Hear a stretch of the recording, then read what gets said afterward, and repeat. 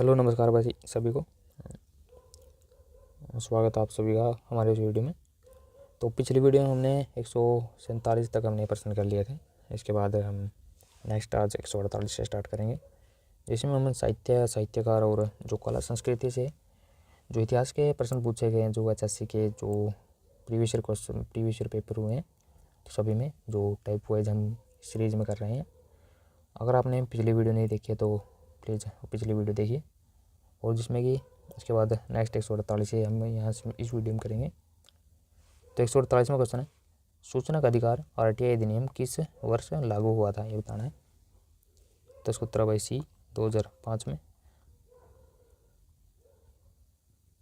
ये प्रश्न दूसरा इसमें से इसमें ऐड कर रखा है, लेकिन आगे से दूसरा इसमें स्टार्ट है साहित्य वाले, तो ये पॉलिटी का प्रश्न इसमें ऐड कर रखा है। सूचना का अधिकार RTI अधिनियम भारत 12 अक्टूबर 2005 को लागू हुआ था, और यह अधिनियम नागरिकों को सरकारी संस्थानों और सार्वजनिक प्राधिकरणों से जानकारी प्राप्त करने के अधिकार प्रदान करता है। तो ये इसमें इन्होंने प्रिंटिंग में ऐड कर दिया। इसके बाद इसमें देखते हैं, इसमें है साहित्य से रिलेटेड आगे प्रश्न कुछ। चंद्रप्रदायी किसके राजकवि थे, ये बताना है। तो ये थे पृथ्वीराज चौहान के राजकवि थे। चंद्रप्रदायी पृथ्वीराज चौहान के राजकवि थे, और त्राइन के द्वितीय युद्ध में पृथ्वीराज की पराजय से उत्तरी भारत में मुस्लिम प्रभुत्व की नींव पड़ी, और 1152 में लड़ा गया था। इसके बाद नेक्स्ट है, बाणभट्ट के हरचरित के संबंध में निम्नलिखित में से कौन सा कथन है सत्य है, ये बताना है। ठीक है, तो इसका प्रथम अध्याय लेखक के जीवन और परिवार को समर्पित है। 5वां अध्याय हर्षवर्धन के पूर्वजों से संबंधित है।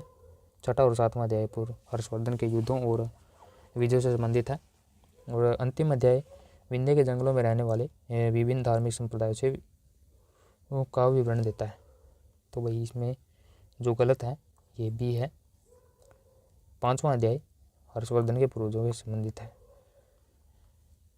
तो बाणभट्ट के हर्षचरित में 8 अध्याय है टोटल, और इसमें प्रथम 3 में उसने सवै के जीवन और परिवार के बारे में वर्णन किया है, और चौथे अध्याय में हर्षवर्धन ने अपने पूर्वजों के बारे में, और तत्पश्चात हर्षवर्धन की विविध उपलब्धियों का वर्णन इनके जो अन्य अध्याय बच गए उसमें इन्होंने किया है। इसके बाद नेक्स्ट है भाई, पृथ्वीराज रासो ये किसने लिखा था, ये बताना आपने। तो इसका उत्तर है भाई बी, चंद्रप्रदायी।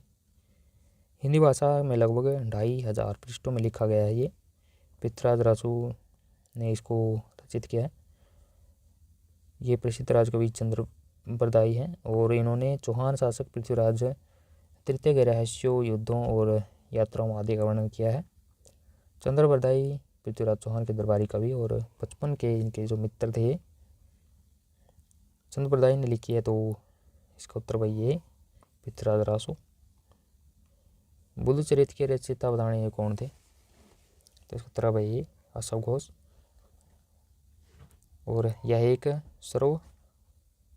सर्वास्तिवादी बौद्धिक दार्शनिक कवि हैं, और इन्होंने सुंदरानंद और सारिपुत्र प्रकरण की भी रचना की है। इसके बाद नेक्स्ट है, कवि बाणभट्ट ने सम्राट हर्ष का जीवन चरित्र अपने किस ग्रंथ में किया, तो ये बताना आपने। तो इसको उत्तर भाई ये हरिश्चरित। तो आगे भाई, कवि बाणभट्ट ने सम्राट हर्ष के जीवन चरित्र अपने ग्रंथ हर्षचरित में इसका उल्लेख किया है। तो बाणभट्ट सम्राट हर्ष का दरबारी कवि था। संस्कृत भाषा में लिखा गया है, और कादम्बरी की रचना भी इसके द्वारा की गई है। बाणभट्ट ने डैश की जीवनी लिखी थी, तो हर्षवर्धन की। हरिश्चरित किसके द्वारा लिखी गई है, बाणभट्ट द्वारा। नेक्स्ट है, गाथा सप्तशती किस भाषा में लिखी गई है, ये बताना है। तो ये लिखी गई है प्राकृत भाषा में। गाथा सप्तशती प्राकृत भाषा में लिखी गई है, और गाथा सप्तशती की रचना सातवाहन राजा हाल द्वारा किया गया था, और इस काव्य में सामान्य लोक जीवन का ही चित्रण मिलता है। इसके बाद नेक्स्ट है, किसने ऐहोल की वास्तुकला को भारतीय मंदिर वास्तुकला का उद्गम स्थल कहा है, ये बताना है। तो इसका उत्तर है सी, पर्सी ब्राउन। पर्सी ब्राउन ने ऐहोल की वास्तुकला को भारतीय मंदिर की वास्तुकला का उद्गम स्थल कहा है, और ऐहोल को भारतीय मंदिर वास्तुकला के पालने के रूप में जाना जाता है, क्योंकि यह कला और संस्कृति का केंद्र है। इसके बाद नेक्स्ट है भाई, अजंता एलोरा की सुप्रसिद्ध गुफाओं में किस धर्म से संबंधित मूर्तियां और भित्ति चित्र मिलते हैं? तो इसको उत्तर है डी, ये सभी। तो हिंदू धर्म, जैन धर्म और बौद्ध धर्म, ये तीनों धर्मों के बारे में जानकारी मिलती है। अजंता एलोरा की सुप्रसिद्ध गुफाओं में हिंदू, बौद्ध और जैन धर्म से संबंधित मूर्तियां और भित्ति चित्र मिलते हैं, और ये गुफाएं महाराष्ट्र के औरंगाबाद के पास है, बगोरा नदी के पास है, सह्याद्री पर्वतमाला में रॉक कट गुफाओं की एक श्रृंखला के रूप में स्थित है। अजंता में कुल 29 गुफाएं हैं जो बौद्ध धर्म से संबंधित, और एलोरा की 34 गुफाएं हैं जिसमें से 17 ब्राह्मण, 12 बौद्ध और 5 जैन धर्म से संबंधित है।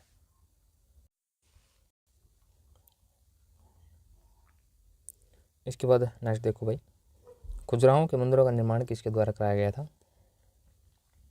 तो इसका उत्तर है सी, चंदेल वंश के राजाओं ने कराया था इसका जो निर्माण। खजुराहो के मंदिरों का निर्माण चंदेल वंश के राजाओं द्वारा करवाया गया था, और इन मंदिरों का निर्माण 900 ईस्वी से 1300 ईस्वी के बीच माना जाता है, और इन मंदिरों में से पहला उल्लेख अबू रेहान अल-बिरूनी 1022 ईस्वी में और इब्न बतूता 1335 ईस्वी की पुस्तकों में है। और खजुराहो के मंदिर नागर शैली में मंदिरों का एक अद्भुत उदाहरण है। यह मंदिर भारतीय संस्कृति की विविधता और जीवन प्रणाली को दर्शाते हैं।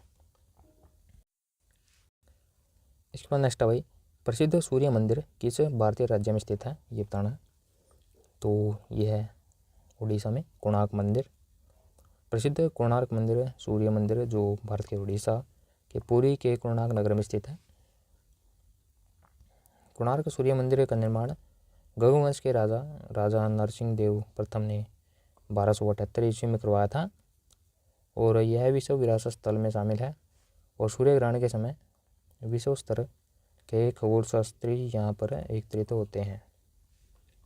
मीनाक्षी मंदिर कहाँ पर है, ये नेक्स्ट प्रश्न है, ये बताना है कहाँ स्थित है। तो इसका उत्तर है सी, मदुरई में स्थित है। इसका निर्माण राजा कुलशेखर पंडियन ने करवाया था। इसके बाद नेक्स्ट है भाई 64वां, गाने में लय के लिए प्रयुक्त बजाए जाने वाला मिट्टी का घड़ा क्या कहलाता है? तो इसका उत्तर है डी, घड़ा।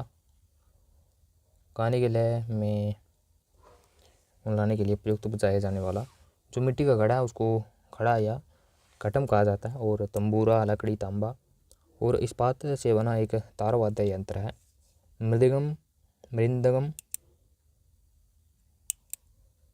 चमड़े और कटहल की लकड़ी से बना हुआ एक तालवाद्य यंत्र है, और पखावज लकड़ी, चमड़े और काले लेप से बना हुआ एक वाद्य यंत्र है। तो आज की वीडियो में बस इतना ही भाई।